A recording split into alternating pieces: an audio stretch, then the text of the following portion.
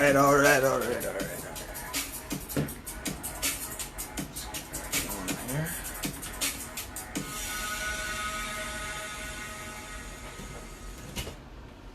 Woo! I love intros. That's right. Ladies and gentlemen, good afternoon. Unless you're on the West Coast, then it's still technically probably good evening. If you're in Japan, it's definitely good morning. But ladies and gentlemen, otherwise, good afternoon. I am your host with the most sports knowledge north of the American border, Andrew Faubert, here to give you some raw, unedited, borderline sports content that's been wanted by the masses and ignored by the men and ladies with the passes. Come embrace a new way to enjoy some fucking sports, shall we? I really gotta learn how to just say this off the cuff. Should talk to my my co-worker. There we go. Co-worker Josh Allen. He's really good at that. This is North Sports, ladies and gentlemen, here to give you some raw and edited content for you to enjoy. And you can also follow me on Facebook, because that's probably where you're watching me right now, ladies and gentlemen, on Facebook at North Sports. You can also follow me on Twitter at Andrew_Faubert. You can look for the North Sports logo, which is probably out of frame right now, but that's okay. You can also follow me on Instagram at North Sports 2020. But I ain't doing nothing with that account, so just follow me at Funny Guy Foods. And I will post that in the links below. Also check out and subscribe to the YouTube channel, where these shows get updated after I do the show. I put them up there, so you can view it if you really, really want to. Also, my previous season is up there, so you can check out all of the episodes. Also, I'm on Spotify. What? That's right. Audio content of this, ladies and gentlemen, is available on Spotify. It goes up as soon as I put it on YouTube, and I put it on my SoundCloud, and then it updates to Spotify.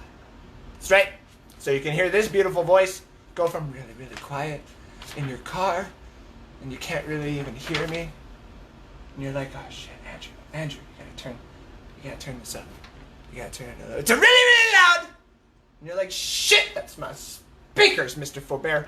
I do not like it when you do that, and I apologize every single time I do it, and I do not give a damn.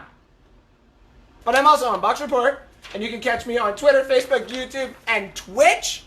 I was just on today with my co-hosts Ray Kennedy and Blake Anthony, and a couple of guests like Josh and Rick. We had a great time. And some great content on there, ladies and gentlemen. You can check that out. But today's content, it's not all about the Buccaneers. It's about everything. We're going to have some NHL talk. We're going to have some football talk. We're going to have some basketball talk. We're going to have a lot of things to talk about. But first, I want to tell you about the friends right here at Heartbeat Hot Sauce, who are part of the giveaway this year, ladies and gentlemen. They were so gracious to send me this. It literally got here in like 4 days, which hopefully my care package to Nick Citro gets there within the 6 business days it's supposed to take. If you guys don't know that, I lost a bet to Nick Citro. I thought the Buccaneers would go a different way. They did go the offensive lineman. Yeah, who the fuck cares? And now I have to pay. That's a pretty expensive fucking care package, $150 in total to send it, and with some stuff inside of it. I didn't realize I actually spent that much on them, but I do want to, give Canada a good name, since we've been, in the public side, we've been like, who the fuck are the Canadians aren't as nice as we thought they were. They're all a bunch of assholes if you really think about it, ladies and gentlemen. Fuck you. We're not. We've just been, twisted by the media and stuff like that. And that's why I'm here, to give you a new perspective on what we really are. And what we like to do is we give away hot sauce. So let's go over the hot sauce that we got here, ladies and gentlemen. We got, right here, pineapple habanero. We got the normal red habanero. We got the jalapenos. And then my personal favorite, the blueberry habanero. Oh, it tastes so good. Darn good. On some chicken breasts. Ladies and gentlemen, this is part of the giveaway. 1/3 of the giveaway. The next part of the giveaway will come probably 1/3 through the season. So stay tuned for that, which will probably be around episode 8. 8 or 9 is when you get the next part. Let's see what happens. It'll be a nice little Christmas special, probably. So, ladies and gentlemen, Heartbeat Hot Sauce. You want to win this? All you got to do is either comment Heartbeat Hot Sauce into the comment section below and to all the other videos that this season has produced, or share this video. That's it. Just share the video. And you get entered into the draw. Share the other video I sent and you get another entry into the draw. We got a few entries already. We got people who have been like, hey man, I just don't share sports content. I just want to stay unanimous. Is there a way I can do it? Now it's like, yes, there's a way. You got to go and follow Heartbeat Hot Sauce, but then you got to show me pictures and stuff like that. But if you want that, you got to private message me, and I don't understand why you want to do that anyway. But comment Heartbeat Hot Sauce in the comments below. Share this video. Share the other content, and you will get this, ladies and gentlemen, and some other content. The other thing you're probably wondering is, why the fudge am I wearing kind of a suit? Well, some people had asked why. Actually, no, they didn't really ask why. I asked them and basically said, if you want me to do anything, you the fans tell me, and I do it. So I put it to you the fans there, and last episode, I got a bunch of you being like, Andrew should wear a tux. Just because I made a point of being like, Andrew, if you tell me to wear a tux, I'll wear a tux. And then people were like, wear a tux, Andrew. And I forgot that when I had my Christmas party, I saved basically this part, but the jacket part got left at the then called Shaw Conference Center, and I don't have the top. So I just wore this, and the hat never leaves because my hair looks gross and stuff like that, but it's a Heartbeat Hot Sauce because I'm always representing Heartbeat on the pod. So it stays. And my ears get tucked in because I have fucking elvish ears. And my kids will too. And one of the other things people had asked. I gotta take a big thing of here. A couple people actually said, you're Canadian, so why don't you just take shots of maple syrup? And I was like, well, I can't drink a whole thing. Or they said drink a whole thing. And I was like, I can't drink a whole thing of maple syrup. But I can take shots of it every 5 or 10 minutes throughout my show. And for your entertainment, because I said I would. That's fucking disgusting. I don't know why I ever said I would do that. Ugh. That's going to be hard. Alright, actually, it's not actually. You know what? Aftertaste isn't that bad. Ugh. It's going to be hard to do. Hold down the episode, though. If I got 2 shots of fucking syrup, I like die or like a sugar high. Anyways, ladies and gentlemen, let's get into it then. You guys wanted a damn tux? I want a damn tux. But it's now time to talk about the NHL playoffs that are currently happening right now.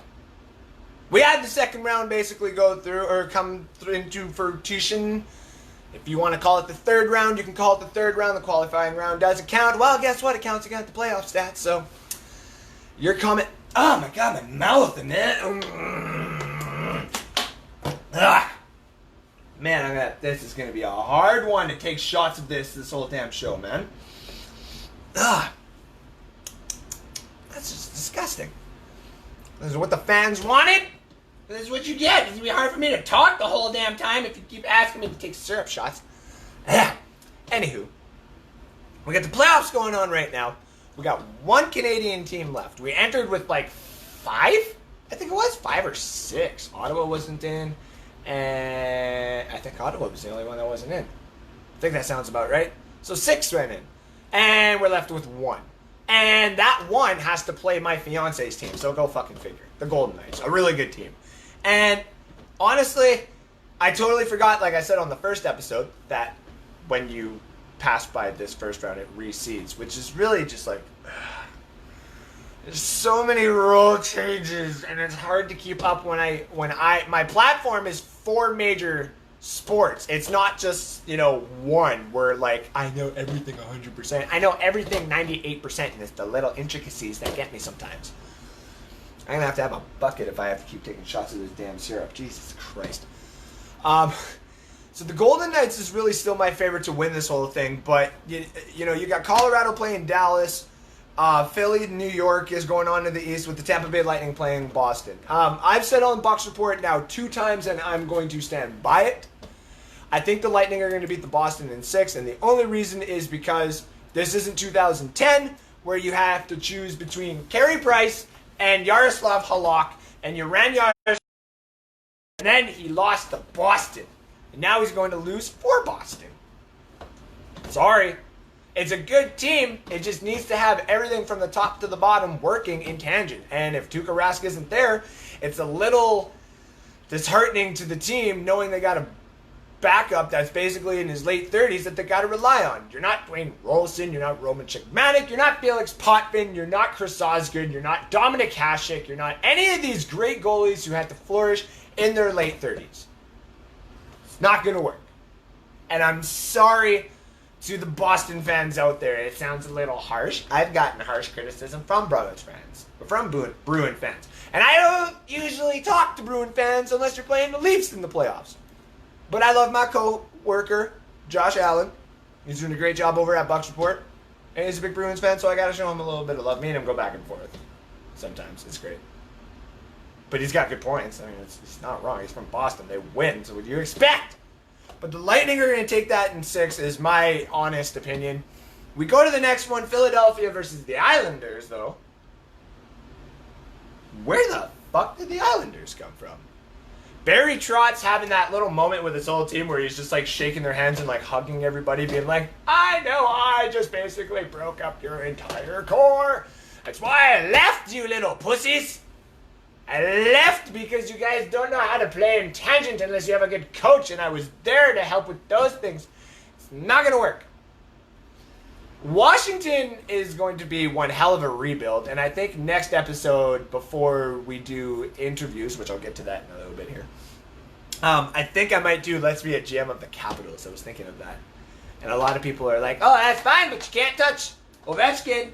You can't trade Ovechkin, which is understandable, but like if, you know, the cap space is there and all of a sudden if someone turned around and this is a complete hypothetical. It's not the NFL or NBA where stupid trades happen sometimes where it's just like, I will trade you Mitch Marner and William Nylander and some picks. And you're going to give me Shanshanov, Ovechkin, and a couple of prospects, you know what I mean, for Toronto. It's not, that'd be kind of a weird, never mind. Anywho, Washington needs to rebuild, and we'll get into that, but the Islanders have Barry Trotz, and that's really what the Islanders needed. That was their missing piece. As a really good coach, they've been around. They've been in the playoffs the last 3 out of 4 years, I'm almost positive, off the top of my head. And they've always been around the first and second round doing damage, but they always get in the second round, they always tend to lose at that key moment. And now, do I think they're going to get on? No. I still think Philadelphia is a well-built team, to the point where Carter Hart has now came out. That little handshake photo where him and Carey Price, it was like a passing of the torch, where it's just like, here you go, kid. Have fun. Which I still think Carey Price deserves to get a Stanley Cup for how great he is, but the problem is he's not going to be able to go to a team. He's got a high cap space, unless the Sabres make him an offer, but the Montreal would rob them, or they would want robbery. So, unless the Canadians are probably just going to keep Price. They had this nice little run, and they're probably like, all we have to do is do it in the regular season, we can get here. And it's going to be difficult for Montreal, but, Philadelphia is what Montreal should have been. But they got better picks at better times, and this, that, and everything else, and blah, blah, blah, blah. It's the same old story. It's story as old as time. Montreal being so in the middle for so long and stuff like that got them mediocre draft picks until the one year that they didn't do good, and they got Kotkaniemi. Druin was a trade for. So, I don't know. Philadelphia is going to get this in 7. But to say Philadelphia and the Islanders are like the new teams on the block, Philadelphia for sure. Islanders, Varlamov is playing great, but it's hard to say that the Islanders are going to be there unless Barry Trotz can keep this consistently and they can get over the Flyers. But I think the Flyers are basically the Canadians of, like 5 or 6 years ago, of how consistent they could be until they get to certain parts of the playoffs. So, going back to the West, I still think the Golden Knights take out Vancouver in 6. It's kind of inevitable at this point. I mean, Vancouver is a well-built team, like I've said before, in all 4 lines, and Vancouver is really top-heavy, if you think of it now, and it's going to do pretty good soon. I just don't necessarily think it's going to go do good now. So I think Golden Knights are going to go through and play the Colorado Avalanche. I'm not a homer just because I am going to be marrying my fiance, who is related to a person who is on the Colorado Avalanche. Nor am I being a homer because I got a really good fan of the show who is also a Colorado Avalanche. It's because, in reality, Colorado is not only just top-heavy, they are tripled top-heavy. Look at all 3 of those lines, ladies and gentlemen. They traded for Nazem Kadri, who Toronto said, oh, we can't have him because he makes us a little bit too cap-issued and this, that, and everything else. So they just did the same thing that Toronto had tried to do, but with, better contracts, if you ask me. And way better draft picking when you got Kale Macker. Which, by the way, I own like 4 of those cards. So I'm really hoping he wins the Calder Trophy, because then I can sell those things for millions of motherfucking dollars. Except not. A couple of hundred, though. I mean, I swear I got people who are lined up. If he wins the Calder. If he doesn't win the Calder, it's like, I might look at him next year. It's like, Anywho. Colorado, ladies and gentlemen, is built. Now, they got an injury at goalie, but that's the reason why they got a backup. And I should know what backup's name is. But I don't. And I'm sorry about that, ladies and gentlemen. The backup is now basically in. And he did good during the regular season for a little bit. Now, though, it's Colorado versus the everybody else. This is the time where they really got to show up, because now people are going to need to get paid. So if you can get to the Final Four and do like Game 7 against like the Golden Knights, which I think is probably going to happen, and show everybody that you're one of the top contenders and you're just missing, one more year of everybody being together, then I think you got something, and you're hoping. Now, Dallas, on the other hand, has been that team already. They're already in that position. I think Dallas is like, we're looking to trade Tyler Seguin if we don't get to at least the conference finals. And I would too. He would get you a lot, and it's a cap hit that you'd be, willing to get off the books. Jamie Benn is a really good captain, and I think him and Tyler Seguin work really well together, so I don't think you necessarily want to take it away. So, what do? Both teams are basically playing for people getting paid and people getting traded out, for the losers. So, you tell me. What do you think is going to happen in the comments? I think, honestly, from the teams that I got here, I did not take Tampa Bay. I took Boston. I did not take the Islanders, and I took Montreal. So I got 1 right in the East. In the West, I got Colorado right. I got Vegas right, and I got Vancouver right, and I got Dallas wrong. So I got 3 right. Balances out at 50%. I still got Boston versus the Golden Knights in the finals, but now it's not looking so good for Boston. I still think the Golden Knights are going there, ladies and gentlemen. You can hold me to that no matter every round, but obviously I will still hold to what I said. I am at 50% right now. I have made 50% correct picks. I really thought Calgary had a shot in that round, but they're just like Edmonton. They're missing the goalie, I think, and maybe one more defender. So, you tell me what you think is going to happen. Who's winning the Stanley Cup, COVID Cup, whatever cup you want to call it this year, ladies and gentlemen? Who do you think is going to win? Is it going to be the Golden Knights? Do you think Vancouver's even got a shot? What about Barry Trotz? Does he Bill Belichick himself into NHL's top coaches of all time and bring the Islanders there? What do you think? Going into the comment section with a quick shot. No, it's just like a little. It's a little. Oh my God. That's not going to last long. What do we got here? Raptors about to get this sweet boy. Woo! We the North. Even though I'm a Thunder fan, and I'm just hoping tomorrow we can get that dub and tie this shit up with the Thunder. And we can show Harden and Westbrook why we never needed you. Except in history reference, it'll probably, yeah. Why isn't it real maple syrup? Because it's expensive, and the real maple syrup may be going somewhere to a certain someone. Wink, wink. If you caught what I said at the beginning of the show. What else was it? That ain't maple syrup. Yeah, I'm aware it's anti-my. Now I'm being held accountable for the type of syrup I've been drinking. Come on, guys. Come on, ladies and gentlemen. At least I did it, okay? At least I did it. But, oh my god. So, yeah. Tell me who you think is going to win the Stanley Cup. Alright.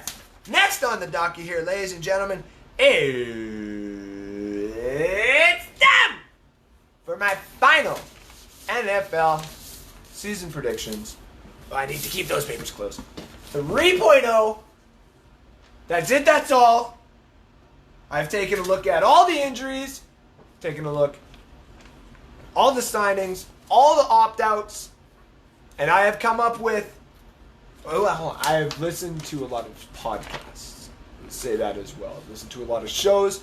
I've been on the Bucks Reports and listened to my co-hosts and co-stars and co-workers at Bucks Report.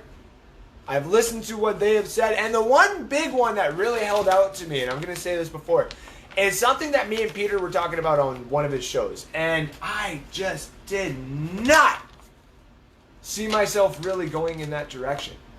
But, ladies and gentlemen, drum roll please, let me point you to the screen of all of it. Dun, dun, dun, dun, dun, dun, dun. There it is, ladies and gentlemen. The standings that I have right now. You see that?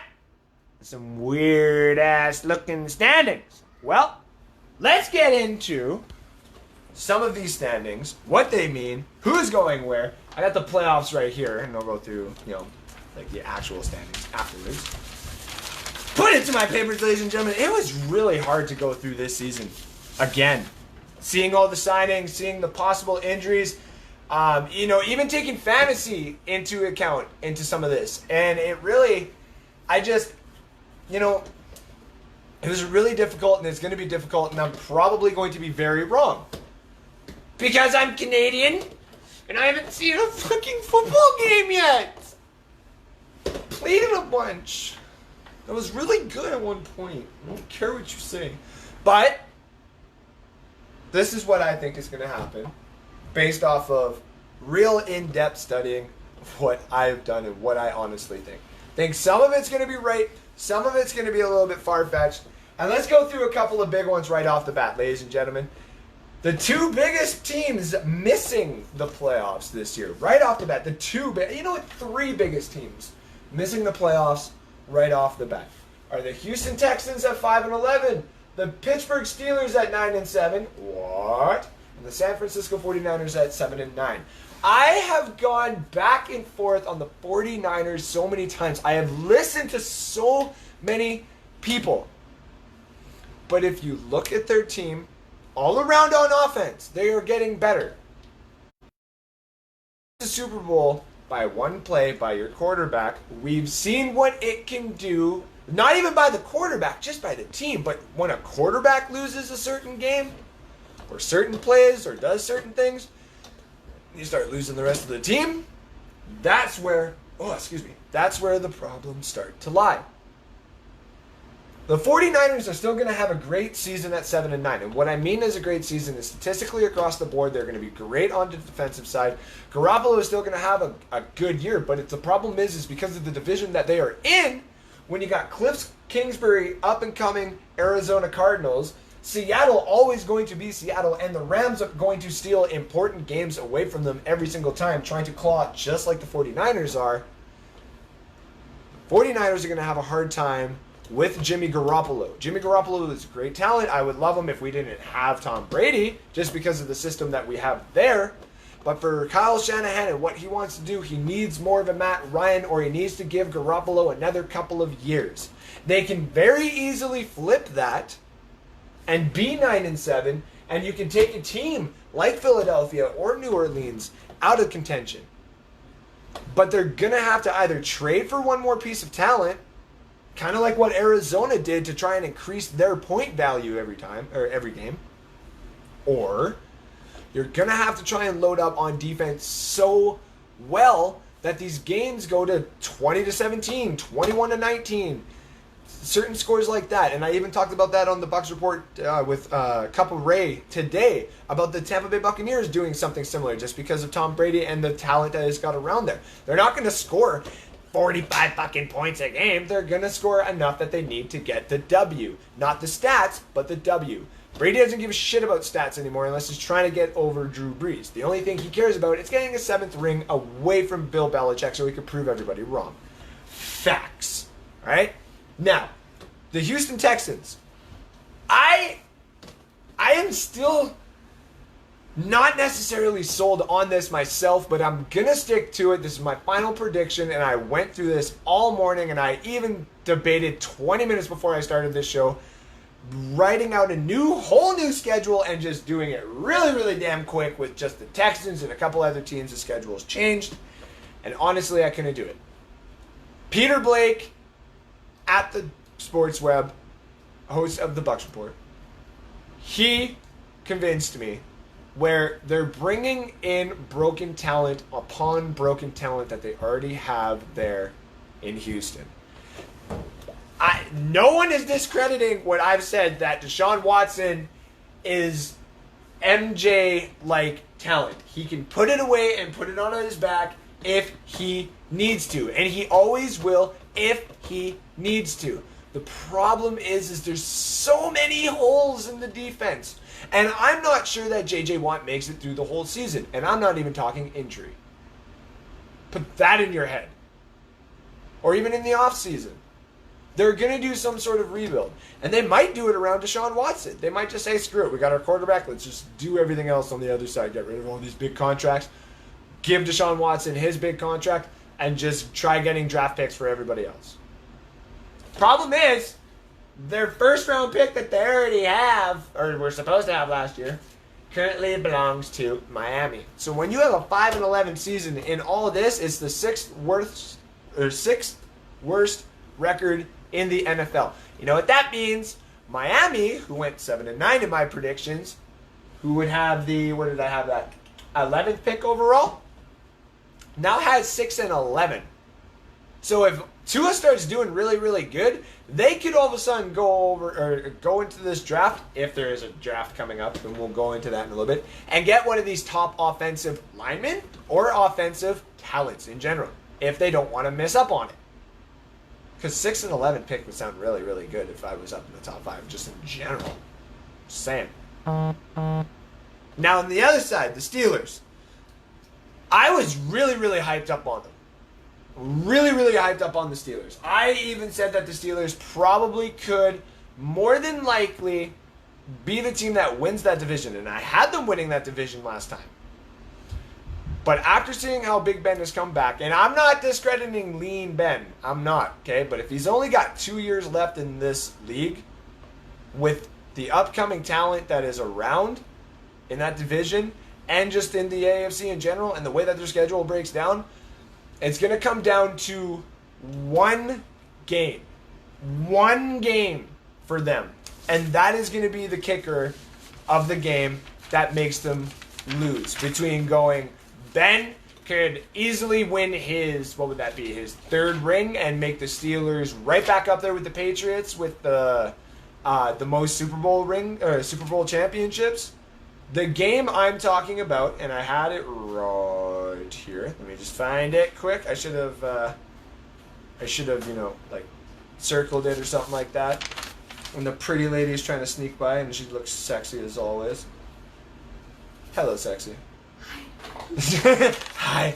Bye. Bye. There it is, week 17. So week 17, let's say there's fans and let's say there's not fans. Even if there is fans, Cleveland's got a great shot week 17 to be 9-6, just like them. Go and have a home game and get Baker Mayfield, who I was not sold on, and I'm still not sold on. And if you saw that catch that Odell Beckham had to make in training camp on the 2 defenders, that ball coming in was sloppy. So it's going to be a lot of turnovers, but I think Cleveland can manage to squeak out some of these teams that teams are not necessarily going to think that they have to be ready for the Browns for. That being said, they're going to put it all together so that they can get a Week 17 matchup against the Steelers at home. It's a boxing match. The Steelers would probably get like 33 to 38 points, I could assume, but the Browns would probably start train wrecking that defense, only because by that point Stefanski should have that team already rolling, already set to go, ready to start doing some damage, because halfway through the season to the end of the season is when a new coach and his system and the team around it starts building upon it and starts doing good. So, that being said, the 3 other biggest things to watch out for, the 3 biggest, like, they're going to the playoff moments for me, like, what? I didn't really have them in there before, right? Leads into, first of all, the 3 Cleveland Browns, ladies and gentlemen, the New England Patriots, what? And the Dallas Cowboys. Yes! Yes. The Dallas Cowboys. I'll start there before I go to the Browns, because the Browns are already kind of talked about. Mike McCarthy consistently has been good when he was with the Packers. And I even said on a podcast, a show of mine before, don't trust in the first year of whatever, okay? Dak Prescott is not a bad quarterback. He just is so good, man, that they don't want to pay him the big money. He's number 2 fantasy quarterback last year. He's got talent around him. They drafted some wide receivers the last 2 seasons. They got a great running back right behind him, and they still arguably got the best offensive line. And when you take that into consideration, they could even lose some games that would be embarrassing to the Cowboys franchise. But they're going to start winning some games where you're just like, we shouldn't have made fun of them. We shouldn't have made fun of them. Now the Cowboys are coming, because here we go again. Yes, the Cowboys would probably get on a steamroll halfway through the season, start picking up right in that middle area some nice, easy wins. Picking up W's, right, Winston fans, eh? And the W's. That's why you're not in Tampa anymore. One of the 900 reasons, or 30 reasons. I'll let that sink in. Anywho, going on to the next one, I got the Patriots. And I got the Patriots actually winning the AFC East. Why is that so surprising? Because Brady isn't there. Belichick's still there. And that's the reason I kind of came back to it. Cam Newton's actually kind of starting to look good in camp. Jared Stidham's got, like, he's not doing bad. Brian Hoyer's a really smart quarterback.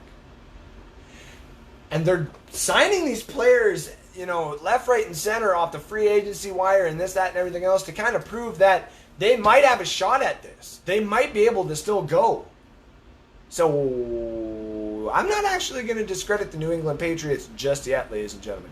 10-6, based off of the schedule that they got. They pick off, you know, 3 wins off of your Miami and your Jets right here. You pick 1 off of Buffalo, so there's 4 wins. All you got to do is win 4 other games throughout the rest of these teams on their schedule. Pretty easy for Cam Newton and company, if you ask me. All right? Now, that also being said, they only get 1 win off of Buffalo. I think Buffalo's last 3 weeks is where they kind of run show and they get themselves right back into contention. The reason why this looks weird, they're like, Andrew, but I see that Tennessee is 9-7, Pittsburgh's 9-7, Denver's 9-7. Who do you have making it in? Well, I have the playoffs over here, and I'll show it actually after I do the regular season breakdown. But I got Denver sneaking in at the 7th spot, Buffalo in at the 6th spot. So that means I got Pittsburgh not making the playoffs, and I got Tennessee not making the playoffs. Derrick Henry's not going to run that many yards like he did. I don't care what anybody says. If he does, if he can run for more yards than he did last year, okay, I will have to have a Derrick Henry jersey basically on almost every show for the season 3. all of season 3 will have a Derrick Henry jersey throughout it. That I'd have to buy it and everything. Okay? And I'm standing to it, and everybody can clip it and whatever. Derrick Henry is not going to get nearly as many yards as he did last year. He's not going to top as many yards as he did last year. And I'm just saying that right now. That being said, they went 9-7 when he did that. I think they can go 9-7 when you give it a little bit more to Tannehill and you make everybody else have to earn it. Don't you think? It sound a little bit more better, right? But when it comes down to who would have more wins in certain conferences and stuff like that, and throughout the schedule, the way that it comes out to is Buffalo and Denver sneaking in. Denver would have a lot of great offense. It's just going to take a little bit for them to get going. And obviously with their division, in my opinion, being the best division, obviously the West in general just being like absolutely crazy. I'm not taking any more syrup shots, by the way, guys. Disgusting. So they're out. And that means the final one that I wanted to talk about is Cleveland. So Cleveland taking Pittsburgh out just seems pretty fitting. And Cleveland hasn't been in the playoffs in such a long time. And with this year, if you look at all the teams going to the playoffs, you got the Colts going back in, you got Tampa Bay going back in, you got Arizona going back in compared to from what I got in here. You know, you got all these teams like Denver, you got all these teams making it back to the playoffs or haven't been in the playoffs for quite a while, right? Wouldn't it be fitting if Cleveland can kind of join them? All of a sudden you take haters like me and you prove them wrong. This team is a 9-7 team, but if it really comes down to Pittsburgh and Cleveland being 9-6 at the end of the season, I'm going with the Browns, ladies and gentlemen. It would make sense. You'd kind of be stupid to think so. Big Ben would be a little bit tired, in my opinion, not by then.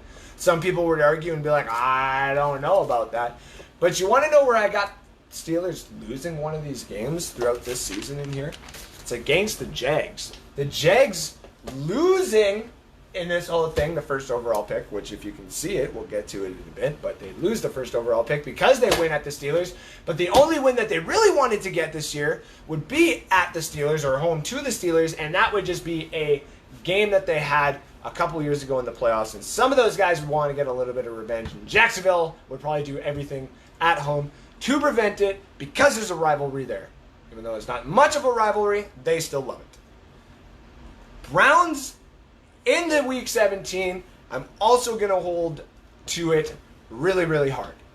If Pittsburgh is 9-6 and Cleveland is 9-6 and Cleveland hosts that Week 17 game, which they obviously are, and with fans or even without fans, I'm going to give it to Cleveland. I think Cleveland would push Pittsburgh out of there. Baltimore's already going there, okay? So it seems almost inevitable. Pittsburgh would just need to get. It seems like next year would be the fairy tale story ending for Big Ben. This year it seems more like a Phillip Rivers or a Tom Brady type of dealio. Next year can be your little fairy tale ending, not this year. All right. So that being said, a couple other key points in here before we get into the playoff breakdown quickly. I said Buffalo there. So go back to the NFC here. Philadelphia sneaking into the 7th spot. Chicago and Detroit were the other two that actually surprised me a little bit more. I didn't think I would actually have them as high. I thought Detroit would be in the running for Trevor Lawrence. I think that Matt Patricia would definitely squeeze out a few wins if everybody's healthy with Matt Stafford. It's not going to save his job, though. So I think Minnesota is going to be the other big one that falls out. Atlanta as well. Carolina is going to be still around 6-10. I predicted that last time. Still going to hold to it. They're not going to be as bad. They're going to be a really scary 6-10 team. All right. This West though, man. All right.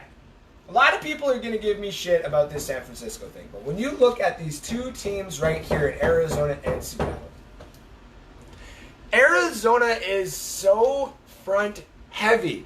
And the one thing that I said on the Bucks report, and I countered to Rick Hughes, who fucking hell is a great man.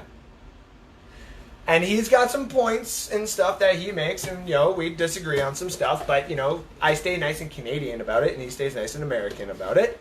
And what it becomes is he doesn't think that Arizona is ready just yet. Which, everyone's opinion, everyone has their opinion. And he's got good points to it. He's not wrong. Cliff Kingsbury never really did anything at Texas A&M except prove that he could be like a quarterback whisperer to some of these guys.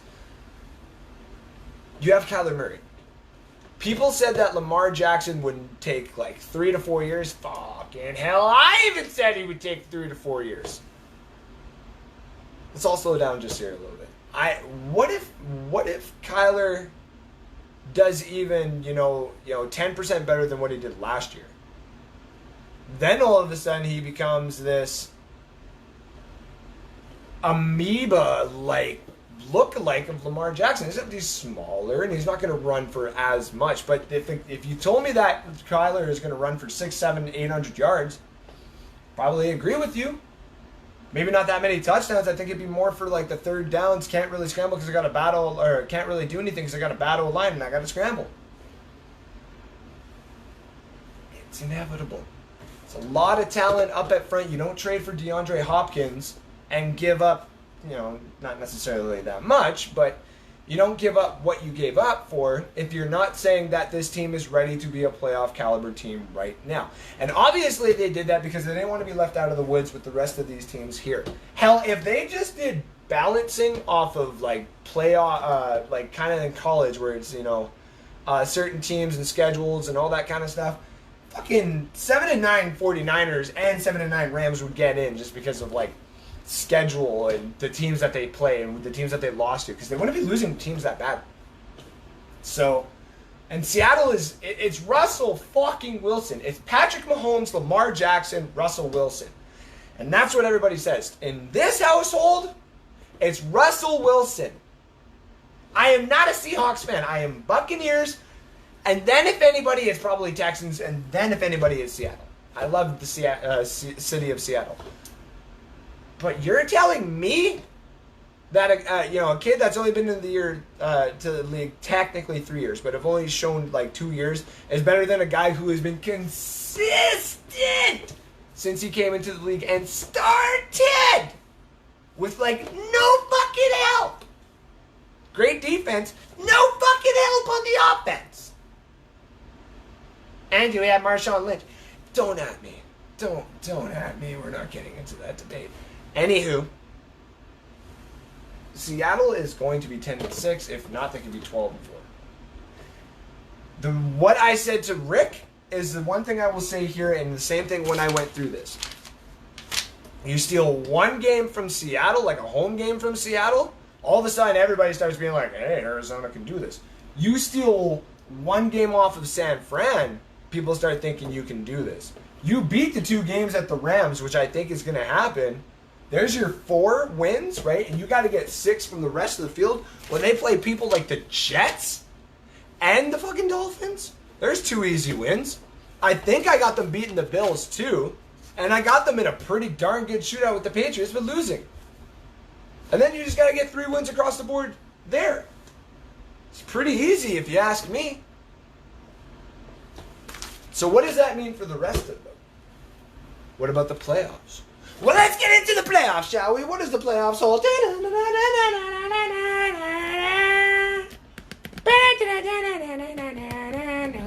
There's the playoffs, ladies and gentlemen. As you can see what I got here. It's just the way everybody was broken down. Starting with the AFC, Kansas City was first. Second was Baltimore, Indianapolis sitting at third, New England 4, Cleveland 5, Buffalo 6, and Denver 7. In the NFC, we got Tampa Bay getting the number 1 overall spot. Taking on, number 2 is Dallas, Arizona number 3, Green Bay 4, Seattle 5, New Orleans 6, with Philadelphia number 7. Going back to the AFC, obviously we got Kansas City making it to the next round because they've received the byes if you were number 1. I also got New England beating Cleveland by a close margin. Yes, you make it to the playoffs, but you just had your playoff game and your party, and then you forget what it's like to actually be in the playoffs again. There, Browns fans. Oh, I need that before I die. Indianapolis is going to beat Buffalo. Josh Allen just needs to consistently get to the playoffs, and they will eventually have enough people that will want to go. For fuck's sakes. will want to go to Buffalo and actually play, whether it's free agency or actually be drafted and stay there and be paid. Baltimore will beat Denver. Denver just sneaking in, I think would be like, what do you mean we got to the playoffs? Oh my God, we got Baltimore. We could No, you're not. You're not even going to contend. In the NFC side of things, though, Tampa Bay making it to the next round, obviously, because they're number 1. Green Bay sitting there at number 4, playing number 5 Seattle. I think Seattle is going to get that. And that loss for the Packers is the start of the Rodgers trade train. And where does he go? Ooh, we'll get into that probably next week. Seattle will make it through. Arizona versus New Orleans. Just because you made it to the big show, Arizona, doesn't mean that you are ready to be part of the big show. You lose to the New Orleans Saints. Probably by a pretty big margin. Number 2, Dallas playing Philadelphia. This is where I think Philadelphia's Carson Wentz has a better skill set and is more elite than Dak Prescott, and it wouldn't even matter the type of skill sets you have at wide receiver. I think he can make anybody work there in Philadelphia, and I think he would sneak out the win. In the second round in the AFC, that means Kansas City will be playing New England. That's a pretty easy one. Cam Newton, thank you for the one and done, making the New England Patriots look like they can be anything that Mr. Bill Belichick says that they could be. But the Kansas City Chiefs are just way too top heavy, and the defensive side is just way too great. They take it out on your behind. The Indianapolis Colts take on the Baltimore Ravens, and this is where I think one of the biggest upsets is going to come into play, ladies and gentlemen, where the Baltimore Ravens would lose to the Phillip Rivers-led Indianapolis Colts, where everybody keeps forgetting about the Colts this year. They think that they're not going to be anything, and I'm here to tell you that that defense is going to be very solidified eventually at the end of the year, and they're probably going to be this good on the offense because I still got Jonathan Taylor winning Offensive Rookie of the Year. So then we go back to the NFC side. I got Tampa Bay playing Seattle. This would be a really good battle for Tom Brady. Be like a Super Bowl rematch, but now Tom Brady's got a little bit more talent, and Russell Wilson's got a little bit more talent. I actually think this one would go a lot, like when I mean a lot, it'd be like a gunslinger type battle, going like 45-42, probably. The other game would be New Orleans playing Philadelphia. I don't think Drew Brees has got it, and I don't think Winston's got it, and I don't think Taysom Hill's got it. I think New Orleans has just got this problem where they get overhyped when it gets to a certain point, but when talent meets talent, the Eagles will always beat them, and I think the Eagles got it in this case. Don't know what you think, ladies and gentlemen, but that's what I've been thinking. On the other side, you would have Kansas City versus the Chiefs, the other biggest upset.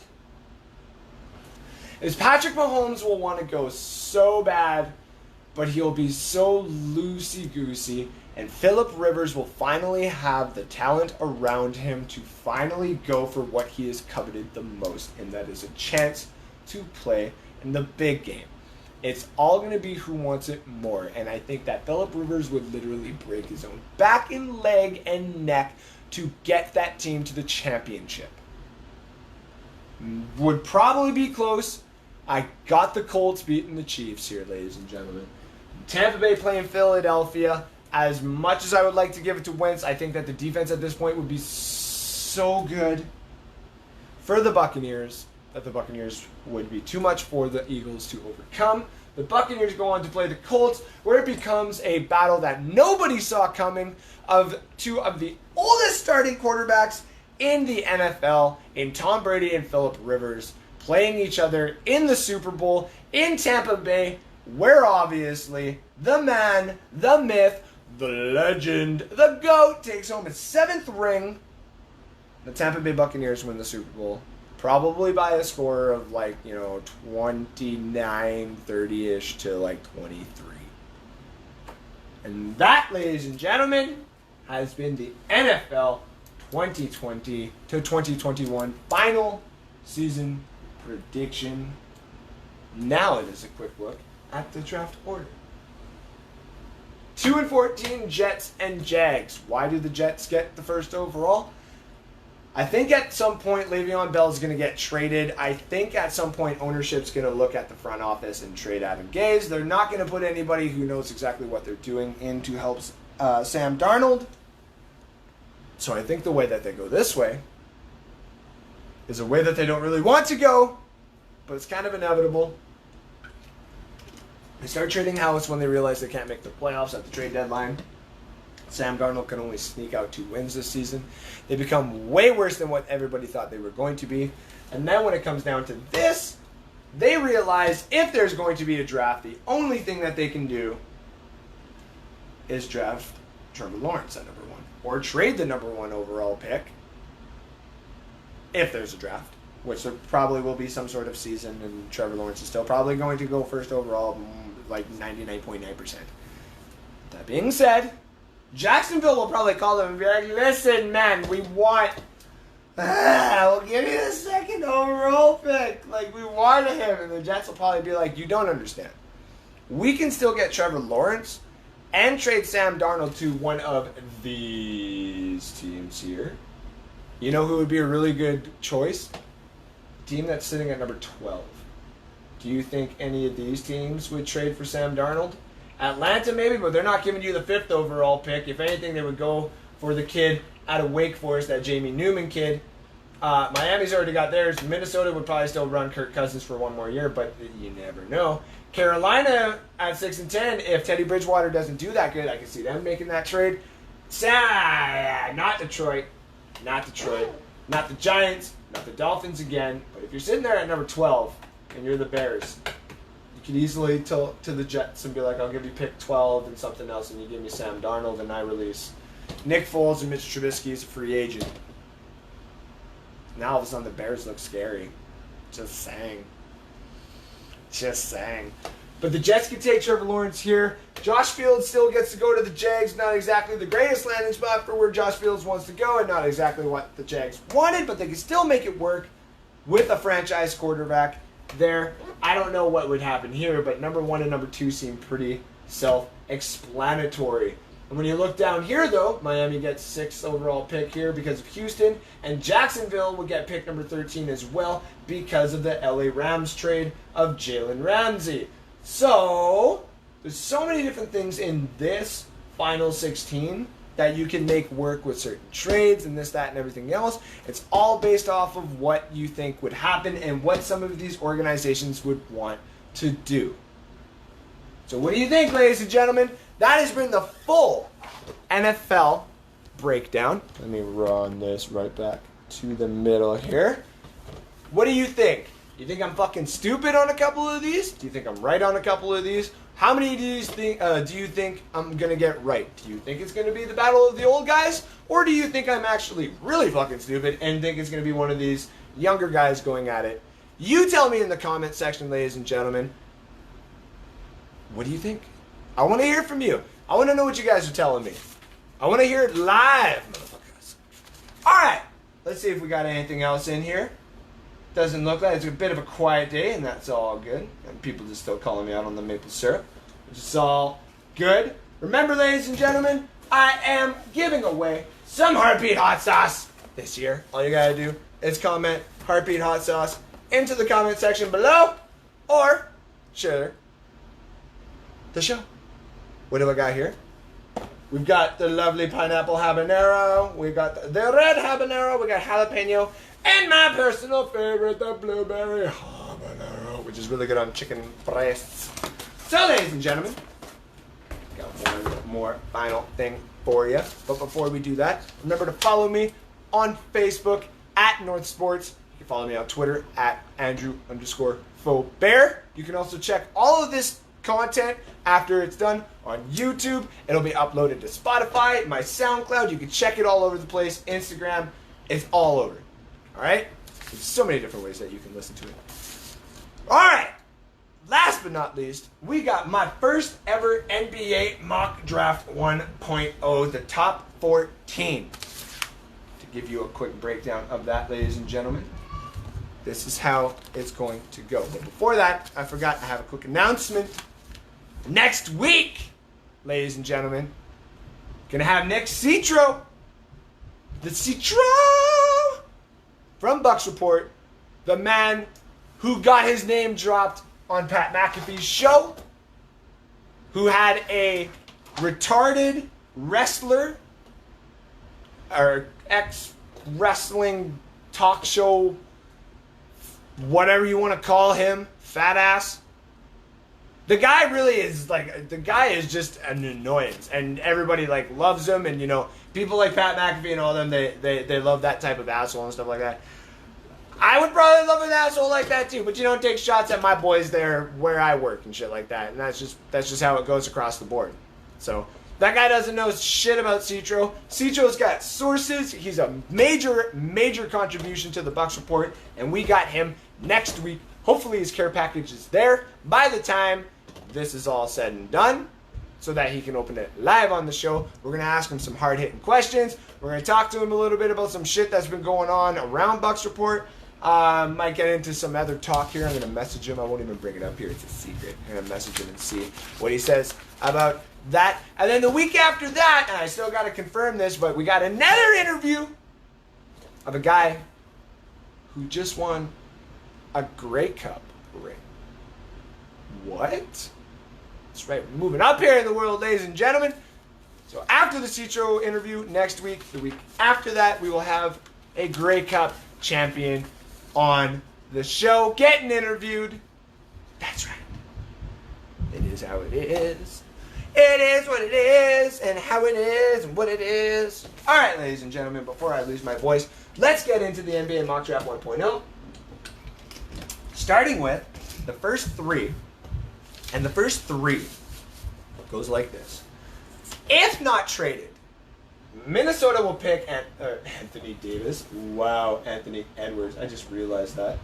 I'm going to switch that right now. Oh my goodness. Anthony Edwards out of Georgia.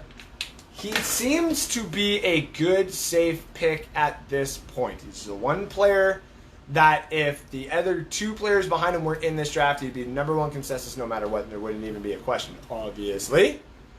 This kid's probably going to get picked over number one overall. Why do I think he's not necessarily going to Minnesota? I think Minnesota is ready to start being a different team where, they traded Wiggins. I can see them trading Karl Anthony Towns and start, building around a little bit of young talent, but you would think they would keep this pick then, right?